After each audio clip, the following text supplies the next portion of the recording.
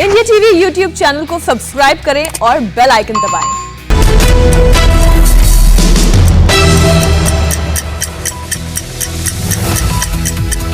नमस्कार, सुबह के 9 बजे हैं और हम आपके लिए लेकर आए हैं सुबह 9 बजे की 9 बड़ी खबरें। आपके साथ मैं हूं ज्योति मिश्रा। खबरों में आपको दिखाएंगे इस वक्त कोरोना की सेकेंड वेव में मौतों का आंकड़ा तेजी से ऊपर की ओर कैसे भाग रहा है। आज प्रधानमंत्री नरेंद्र मोदी कोरोना से निपटने की स्ट्रैटेजी पर कैबिनेट बैठक करेंगे। दिल्ली हाईकोर्ट में आज दिल्ली सरकार कोरोना पर उठाए गए कदमों का रिपोर्ट कार्ड पेश करेगी।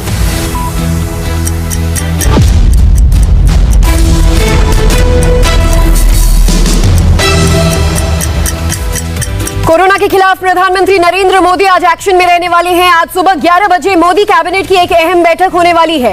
इस वर्चुअल मीटिंग में पीएम मोदी कोरोना महामारी के हालात की समीक्षा करेंगे। ये बैठक तब हो रही है जब कल से देश में 18 साल से 45 साल के बीच के आयु वर्ग के लोगों की वैक्सीनेशन की शुरुआत होने जा रही है।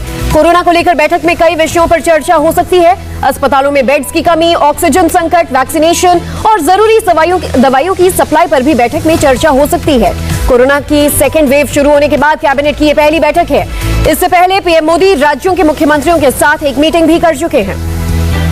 कैबिनेट की मीटिंग में क्या खास रहेगा जानेंगे। संवाददाता भास्कर मिश्रा हमारे साथ जुड़ चुके हैं। भास्कर, कोविड क्राइसिस में वैसे तो मुद्दों की कमी नहीं, लेकिन आज की कैबिनेट बैठक में क्या क्या मुद्दे छाए रहेंगे? और जैसे देखिए, ये मंत्री परिषद की बैठक है और ये पहली बार ऐसा हो रहा है कि इस भारी संकट के बीच, जबकि पहले ही प्रधानमंत्री देश के तमाम जो ऐसे उद्योगपति हैं जो ऑक्सीजन सप्लाई कर सकते हैं उनसे मीटिंग कर चुके हैं, अधिकारियों से मीटिंग कर चुके हैं, फार्मा कंपनी के मालिकों से मीटिंग कर चुके हैं, उसके बाद मुख्यमंत्रियों से बैठक कर चुके हैं। उनके पास पूरी स्थिति क्लियर है, देश की क्या स्थिति है और देश में क्या जरूरत है। उसके बाद मंत्रिपरिषद की बैठक बुलाने का मतलब एक ये है कि जो देश में सबसे बड़ा वैक्सीनेशन का ड्राइव चलने वाला है, इसमें क्या भूमिका हो सकती है मंत्रियों की। आपको ये देखना होगा कि देश एक बुरे दौर से गुजर रहा है। देश का कोई ऐसा कोना नहीं है जो इससे प्रभावित नहीं है और ऐसे में मंत्रियों को बाहर आना पड़ेगा, उनको अपनी जिम्मेदारी निभानी पड़ेगी और एक परसेप्शन का भी सवाल होता है। ऐसे संकट के दौर में अगर मंत्री नहीं दिखते हैं तो भी एक दिक्कत होती है। ये तमाम चीजें हो सकती हैं और सबसे बड़ी बात जो इसमें होगी वो ये कि किस तरह से वैक्सीनेशन ड्राइव को आगे बढ़ाया जाए, किस तरह से मंत्रियों की इसमें भूमिका हो सकती है। कल से ये वैक्सीनेशन ड्राइव शुरू होना है भास्कर, और ऐसे में आज कैबिनेट की बैठक में जिस तरह से आप बता रहे हैं डिसाइड किया जा सकता है कि मंत्रियों का इसमें क्या रोल रह सकता है, कैसे इसे आगे परस्यू किया जाए। बहुत बहुत शुक्रिया पूरी जानकारी के लिए। इधर आज सुप्रीम कोर्ट में कोरोना के नेशनल प्लान को लेकर सुनवाई होनी है। कोरोना के बढ़ते ग्राफ और मरीजों को होने वाली परेशानियों को देखते हुए सुप्रीम कोर्ट ने स्वतः संज्ञान लिया था और केंद्र को नोटिस जारी कर कोरोना से निपटने के लिए नेशनल प्लान मांगा था। आज केंद्र सरकार और राज्य सरकारें दोनों कोर्ट में अपना पक्ष दाखिल करेंगी। इसके पहले कोरोना विस्फोट पर सर्वोच्च अदालत ने केंद्र सरकार को नोटिस भेजा था। कोर्ट ने 4 मुद्दों पर केंद्र सरकार को जवाब देने की बात कही। ऑक्सीजन की सप्लाई, दवाओं की सप्लाई, वैक्सीन देने के तरीके को लेकर और साथ ही लॉकडाउन लगाने पर अधिकार को लेकर। इन मामलों के अलावा आज सुप्रीम कोर्ट में वेदांता की याचिका पर भी सुनवाई होनी है। वेदांता ने याचिका दायर कर तमिलनाडु के तूतीकोरिन के स्टारलाइट प्लांट को ऑक्सीजन प्रोडक्शन के लिए दोबारा खोलने की अनुमति मांगी है। ज्यादा जानकारी लेंगे, संवाददाता गोनिका अरोड़ा हमारे साथ जुड़ चुके हैं। गोनिका, आज जिन मुद्दों पर सुप्रीम कोर्ट में सुनवाई होनी है, केंद्र की तरफ से उनका पक्ष कब तक दाखिल होगा, कब तक फैसला आ पाएगा? देखिए, ये जो स्वतः संज्ञान सुप्रीम कोर्ट ने लिया इस पर अभी तक विस्तार पूर्वक सुनवाई नहीं हुई है। दोनों बार केंद्र सरकार को एफिडेविट फाइल करने को बोला है। पिछली सुनवाई में कुछ मुद्दों पर चर्चा हुई, लेकिन अभी भी सारे मुद्दों पर जो चर्चा आज से मुख्य तौर पर शुरू होगी, क्योंकि केंद्र सरकार ने अब तक पूरी क्या तैयारी की है, किन किन बातों का इस वक्त ध्यान रखा जा रहा है। खासतौर पर ऑक्सीजन की किल्लत जो हो रही है, जो दवाइयां जरूरी है, जो लोगों को नहीं मिल पा रही है, उसको लेकर क्या तैयारी है, बेड की संख्या क्या है, ये सारी चीजों का एक नेशनल प्लान जो है वो केंद्र सरकार सुप्रीम कोर्ट में फाइल कर रही है। और आज 12:30 बजे सुनवाई है। इसके अलावा राज्यों को भी नोटिस जारी करके उनकी भी जो समस्याएं हैं वो सारी भी एक एफिडेविट में फाइल करने को बोला था। साथ ही साथ आज हाईकोर्ट में भी अहम सुनवाई है, क्योंकि हाईकोर्ट में लगातार ये सुनवाई तो चल रही है कि जिस तरीके से दिल्ली में ऑक्सीजन की किल्लत, बेड की संख्या, उसको लेकर भी केंद्र सरकार को नोटिस जारी करके जवाब मांगा गया है कि आखिर दिल्ली का जो कोटा है उसके हिसाब से ऑक्सीजन क्यों नहीं मिल रहा है या फिर क्या ऐसी वजह है। ये सारी बिल्कुल गोनिका, देखना होगा कि केंद्र की तरफ से क्या पक्ष रखा जाता है। 4 अहम मुद्दों समेत वेदांता मामले पर सुप्रीम कोर्ट में आज सुनवाई होगी। बहुत बहुत शुक्रिया, अपडेट्स आपसे लेते रहेंगे।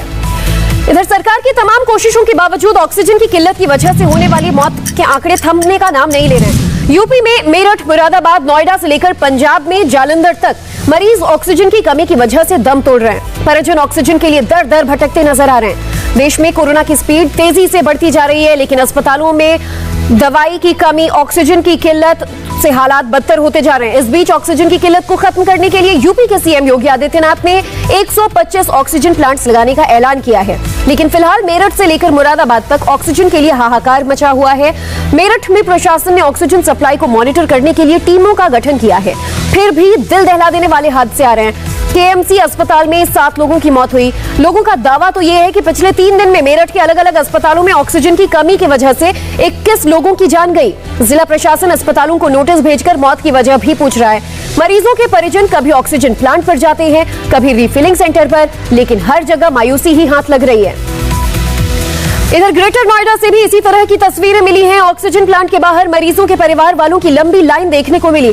क्योंकि लोग ऑक्सीजन सप्लायर्स की दुकानों पर दौड़ लगाते लगाते थक गए हैं, इसीलिए डायरेक्ट कंपनी के बाहर ही इकट्ठा हो जाते हैं। इनका कहना है कि दूसरी दुकानों पर रिफिलिंग बंद हो चुकी है, कहीं ऑक्सीजन मिलती है, कहीं पर नहीं। अस्पताल वाले खुद से ऑक्सीजन सिलेंडर्स लाने के लिए कहते हैं और इसीलिए प्लांट के अफसरों से रिफिलिंग के लिए गुहार लगाई जा रही है। लोग गिड़गिड़ा रहे हैं। इस वक्त उनकी कोई सुनने को भी तैयार नहीं। लोगों का आरोप है कि पुलिस वाले भी उनकी मदद नहीं कर रहे, वो उल्टा उन्हें यहां से भगाते हैं। इसी तरह के हालात मुरादाबाद में भी हैं। यहाँ एक प्राइवेट अस्पताल में ऑक्सीजन की कमी से मरीजों की मौत का मामला सामने आया है। मरीजों के रिश्तेदारों का कहना है कि हॉस्पिटल में 20 से ज्यादा लोग ऑक्सीजन सपोर्ट पर हैं और अचानक ऑक्सीजन की सप्लाई रुक गई और इसकी वजह से कई लोगों की मौत भी हो गई। इस पूरे मामले पर एडमिनिस्ट्रेशन ने 6 लोगों की मौत को कंफर्म किया, लेकिन साथ ही ये भी कह दिया कि अस्पताल में ऑक्सीजन मौजूद है। मरीजों की मौत कैसे हुई, इसका पता लगाया जा रहा है। एक और ऑक्सीजन की किल्लत और दूसरी ओर दवाओं की कालाबाजारी। कोटद्वार, ग्रेटर नोएडा, विजयवाड़ा, अहमदाबाद, वडोदरा, इन सभी जगहों पर रेमडेसिविर इंजेक्शन कहीं फेक फैक्ट्री तो कहीं रेमडेसिविर को महंगे दामों में बेचने के मामले सामने आ रहे हैं। पुलिस कार्रवाई करती है तो पता चलता है कि इस काले खेल का नेटवर्क कितना बड़ा है। जान बचाने के लिए रेमडेसिविर इंजेक्शन के लिए लोग मुंहमांगी कीमत भी चुका रहे हैं, बावजूद इसके रेमडेसिविर नहीं मिल रही। इस बीच दिल्ली पुलिस की क्राइम ब्रांच ने उत्तराखंड के कोटद्वार से नकली रेमडेसिविर बनाने वाले गैंग के 5 लोगों को गिरफ्तार किया, जहां एक दवा कंपनी में कोरोना के इलाज में मददगार रेमडेसिविर के नकली इंजेक्शन बनाए जा रहे थे। पुलिस ने बताया कि ये लोग एक इंजेक्शन 25,000 रुपए में बेच रहे थे। पुलिस ने आरोपियों के पास से रेमडेसिविर के 196 नकली इंजेक्शन बरामद किए। ये लोग अब तक करीब 2000 नकली रेमडेसिविर इंजेक्शन बेच चुके थे। कोटद्वार में नकली रेमडेसिविर की फैक्ट्री पकड़ी गई तो ग्रेटर नोएडा में पुलिस ने रेमडेसिविर की कालाबाजारी करने वाले 4 लोगों को गिरफ्तार किया। वहीं अहमदाबाद में रेमडेसिविर की कालाबाजारी तो वडोदरा में एंटीबायोटिक्स के इंजेक्शन पर रेमडेसिविर इंजेक्शन का स्टिकर लगाकर बेचा जा रहा था। पुलिस ने रेड किया तो पता चला कि अहमदाबाद के एसवीपी हॉस्पिटल का कर्मचारी और वडोदरा का फार्मासिस्ट मिलकर ये डर्टी गेम खेल रहे थे। पुलिस ने फार्म हाउस से 2200 नकली रेमडेसिविर इंजेक्शन बरामद किए। ऑक्सीजन की कमी के कारण मौतों के आंकड़ों में भी इजाफा हो रहा है। दवाइयों की कालाबाजारी हो रही है और इस बीच देश में कोरोना आउट ऑफ कंट्रोल होता जा रहा है। देश के ज्यादातर राज्यों में लॉकडाउन और कोरोना के तहत पाबंदियां लागू हैं। बावजूद इसके गुरुवार को भी एक दिन में कोरोना वायरस के सबसे ज्यादा मामले सामने आए। बीते 24 घंटे की बात करें तो 3,86,654 लोग पॉजिटिव पाए गए। चिंता की बात यह है कि 24 घंटे में मरने वालों का आंकड़ा भी 3,500 को पार कर चुका है। हालात इतनी खराब है कि इस वक्त देश में एक्टिव मरीजों की संख्या 31,64,000 से ज्यादा है, जबकि कोरोना वायरस 2,08,000 से ज्यादा लोगों की जान ले चुका है। राहत की बात यह कि वैक्सीनेशन अभियान के बीच एक दिन में 2,91,484 मरीज ठीक भी हुए। और अब खबर महाराष्ट्र से है। देश भर में सबसे ज्यादा खराब हालात महाराष्ट्र के हैं। महाराष्ट्र में पिछले 24 घंटे में कोरोना से 771 लोगों की मौत हुई। इस आंकड़े के बाद अकेले महाराष्ट्र में मरने वालों की कुल संख्या 67,985 तक पहुंच गई। मुंबई में भी कोरोना का कहर जारी है। गुरुवार को बीते 24 घंटे में कोरोना के 4000 से ज्यादा मामले मुंबई में सामने आए। इस दौरान 82 लोगों ने कोरोना के चलते जान गंवा दी। नागपुर जिले में पिछले 24 घंटे में 65 लोगों की मौत हुई। पुणे में सबसे ज्यादा 146 मरीजों की मौत हुई और 7000 से ज्यादा नए मामले सामने आए। महाराष्ट्र में 30 अप्रैल तक लॉकडाउन लगा हुआ है। महाराष्ट्र के सीएम उद्धव ठाकरे राज्य में कोरोना के हालात पर नजर बनाए हुए हैं। गुरुवार को भी उन्होंने 36 जिलों के कलेक्टर से वीडियो कॉन्फ्रेंसिंग के जरिए बातचीत की। इस दौरान सीएम उद्धव ठाकरे ने महाराष्ट्र में कोरोना वायरस की तीसरी लहर का जिक्र किया और अपनी चिंता जाहिर की। ज्यादा जानकारी लेंगे, संवाददाता दिनेश मौर्य हमारे साथ जुड़ चुके हैं। दिनेश, लॉकडाउन एक्सटेंशन हो रहे हैं, सख्ती से फैसलों को लागू किया जा रहा है, इसके बावजूद मुंबई से लेकर पूरे महाराष्ट्र में रिकॉर्ड तोड़ मामले सामने आ रहे हैं। कोविड का जो ये चेन है, ये टूटने का नाम ही नहीं ले रहा। जी बिल्कुल, देखिए अगर मैं सिर्फ इस अप्रैल महीने की बात करूं तो अब तक जो है करीब 17.2 लाख केसेस सिर्फ इस एक महीने में आ चुके हैं। 13,000 लोगों की मौत हुई है। CFR जो है वो 0.7% है। ये दिखा रहा है कि स्थिति कितनी ज़्यादा गंभीर होती जा रही है। इसके अलावा मुंबई में अकेले 82 लोगों की मौत कल हुई, जो इस पूरे साल में सबसे बड़ा आंकड़ा है। तो हालात गंभीर होते जा रहे हैं, लेकिन ज़रूर एक राहत की बात ये भी है कि मुंबई सहित कुछ अन्य महानगर है जहां पर लॉकडाउन का असर हो रहा है। केसेस जो वो थोड़ी उनमें कमी आई, लेकिन डेथ रेट, मृत्यु दर जब तक कम नहीं होगा तब तक जो है स्थिति यूं ही बनी रहेगी। एक और चिंता का विषय ये भी है कि 31 साल से 40 साल के बीच के जो लोग हैं उनमें ज़्यादा संक्रमण हो रहा है। मौत का आंकड़ा वहाँ ज़्यादा बढ़ रहा है, उसे कंट्रोल करने की ज़रूरत है। पिछले 4 दिनों में 63 से 66 हज़ार के बीच रोज़ाना कोरोना के नए मामले आ रहे हैं और जब तक इन पर कंट्रोल नहीं होता तब तक स्थिति राहत की कंट्रोल में नहीं आएगी। और सरकार की भी कोशिश यही है कि इस पाबंदियों को और ज़्यादा सख्त किया जाए। अगले 15 दिनों के उन्होंने लॉकडाउन को और बढ़ा दिया है। उम्मीद यही की जा रही कि शायद 20-22 दिन होने के बाद स्थिति थोड़ी कंट्रोल में आ जाए। जी बिल्कुल, 15 दिन के लिए लॉकडाउन और बढ़ा दिया गया है, लेकिन चिंता की बात यह है कि रोजाना रिकॉर्ड तोड़ कोरोना के मामलों के अलावा डेथ रेट कम होने का नाम नहीं ले रहा है। ऐसे में देखना होगा किस तरह से इन हालातों को मुख्यमंत्री कंट्रोल करने के लिए फैसले लेते हैं। अपडेट्स लेते रहेंगे दिनेश, शुक्रिया पूरी जानकारी के लिए। दिल्ली में भी कोरोना का कहर थमने का नाम नहीं ले रहा है। इस बीच आम आदमी पार्टी के विधायक ने दिल्ली में राष्ट्रपति शासन लगाने की मांग की। आपके MLA शोएब इकबाल ने कहा कि दिल्ली सरकार चाहकर भी कुछ नहीं कर पा रही, ऐसे में हाईकोर्ट को दिल्ली में राष्ट्रपति शासन लगा देना चाहिए।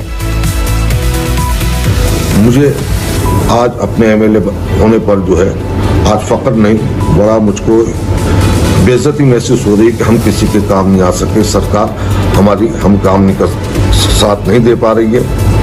मैं 6 बार से MLA हूँ, दिल्ली में सबसे सीनियर एक ही MLA हूँ, लेकिन उसके बावजूद कोई सुनने वाला नहीं, किसी से संपर्क नहीं कर सकते, कौन नोडल ऑफिसर है, कौन क्या है।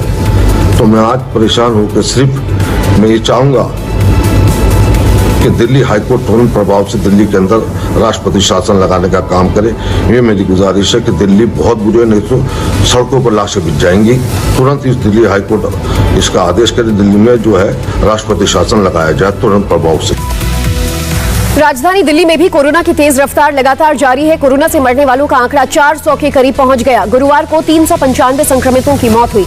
ये लगातार 7वें दिन का आंकड़ा है जब दिल्ली में 300 से ज्यादा मौत दर्ज की गई। इस दौरान पिछले 24 घंटे में 24,235 नए मामले सामने आए। दिल्ली में फिलहाल 97,977 एक्टिव मामले हैं। हालांकि एक दिन में 25,000 से ज्यादा मरीज ठीक भी हुए।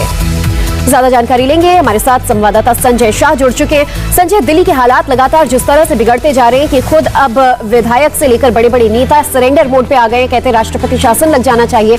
और ऐसे में दिल्ली कोर्ट की आज की क्या रणनीति रहेगी, दिल्ली सरकार की, माफ कीजिएगा।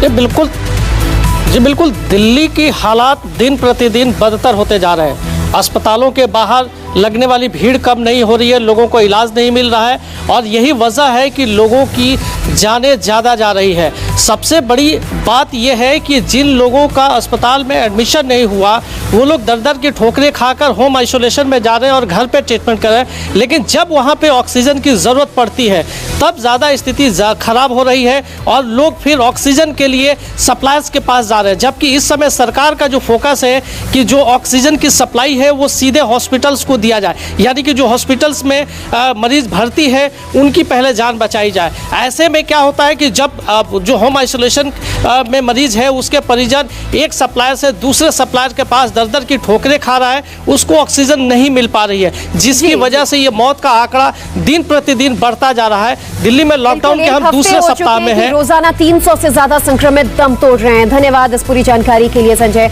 एक छोटे से ब्रेक का वक्त हो चला और ब्रेक के बाद देखिए वैक्सीन की क्राइसिस से कैसे निपट रही सरकार। ब्रेक पर जाने से पहले दिल्ली महाराष्ट्र के कोरोना के हालात आपको दिखाए और उत्तर प्रदेश में भी कोरोना रोजाना नए रिकॉर्ड बना रहा है। यूपी में पहली बार मरने वालों का आंकड़ा एक दिन में 295 तक पहुंच गया।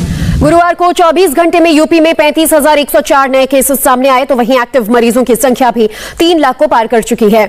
यूपी में कोरोना के हालात देखते हुए यूपी की योगी सरकार ने वीकेंड लॉकडाउन को बढ़ाने का फैसला किया है।